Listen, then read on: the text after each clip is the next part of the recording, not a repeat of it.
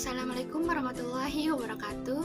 Saya Ana Jumi Prima Solihah dari semester 5B, jurusan Tadris Bahasa Indonesia, Fakultas Ilmu Tarbiyah dan Keguruan, IAIN Syekh Nurjati Cirebon. Halo teman-teman semua, apa kabar semuanya? Apakah masih semangat dalam belajar? Ya, langsung saja kita mulai dengan baca basmalah. Bismillahirrohmanirrohim. Video kali ini saya akan menjelaskan materi tentang kelas 7 mata pelajaran Bahasa Indonesia yang bertema teks fabel.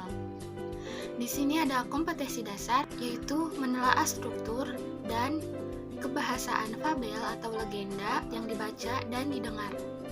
Baik, yang pertama yaitu pembahasan dari struktur. Apa sih macam-macam dari struktur itu? Yang pertama yaitu ada orientasi, yang kedua ada komplikasi, yang ketiga ada resolusi, yang keempat ada koda. Baik, kita akan menjelaskan satu persatu. Nah, apa sih orientasi itu? Ada yang tahu? Ya, orientasi adalah bagian awal dari suatu cerita yang berisi pengenalan tokoh, latar, dan watak tokoh. Nah, yang kedua ada komplikasi. Apa sih komplikasi itu? Ya, komplikasi yaitu dimulai dari munculnya masalah sehingga masalah mencapai klimaks atau masalah memuncak. Nah, yang ketiga yaitu resolusi. Apa sih resolusi itu? Yaitu bagian yang berisi pemecahan masalah. Dan yang keempat yaitu koda. Apa sih koda itu? Koda yaitu bagian terakhir fabel yang berisi perubahan yang terjadi pada tokoh dari pelajaran yang dapat dipetik dari cerita tersebut. Nah, pembahasan yang kedua yaitu kebahasaan. Nah, dalam kebahasaan itu ada penggunaan kalimat langsung dan tidak langsung. Apa sih kalimat yang langsung itu?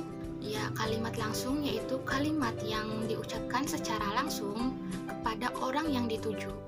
Nah, kalimat langsung ini ditandai dengan pemakaian tanda petik. Nah, selanjutnya yaitu kalimat tidak langsung. Apa sih kalimat tidak langsung itu? Ya, kalimat tidak langsung yaitu kalimat yang melaporkan atau memberitahukan perkataan orang lain dalam bentuk kalimat berita. Nah, selanjutnya yaitu penggunaan kata depan pada fabel. Dalam teks cerita fabel biasanya juga digunakan kata keterangan tempat dan kata keterangan waktu, dirangkai dengan kata depan. Penulisan kata depan dipisah dengan kata yang mengikutinya. Selanjutnya yaitu penggunaan konjungsi. Di sini dibagi menjadi 4, yaitu yang pertama menyatakan permulaan, yang kedua yaitu menyatakan hubungan waktu bersamaan, yang ketiga yaitu menyatakan hubungan waktu berurutan, dan yang keempat yaitu menyatakan hubungan waktu batas akhir. Nah, yang pertama yaitu menyatakan permulaan, contohnya yaitu kata sejak, semenjak, dan sedari.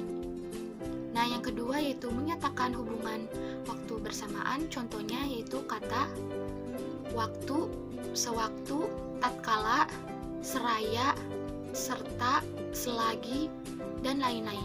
Yang ketiga yaitu menyatakan hubungan waktu berurutan, contoh katanya yaitu sebelum, sesudah, setelah, dan lain-lain. Nah, dan yang keempat yaitu menyatakan hubungan waktu batas akhir. Contohnya yaitu kata hingga, akhirnya, dan sampai. Nah, selanjutnya itu penggunaan sinonim dan antonim pada fabel. Fabel menggunakan variasi kata untuk menggambarkan atau mendeskripsikan sifat, baik sifat tokoh maupun sifat benda dan keadaan. Selanjutnya penggunaan kata si dan sang pada fabel.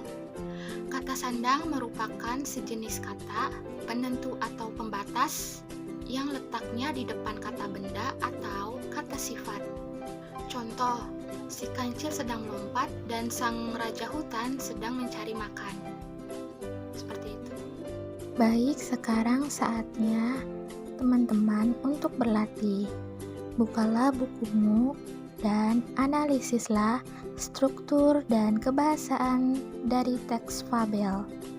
Jika sudah, berikan kepada guru atau temanmu untuk dikoreksi bersama.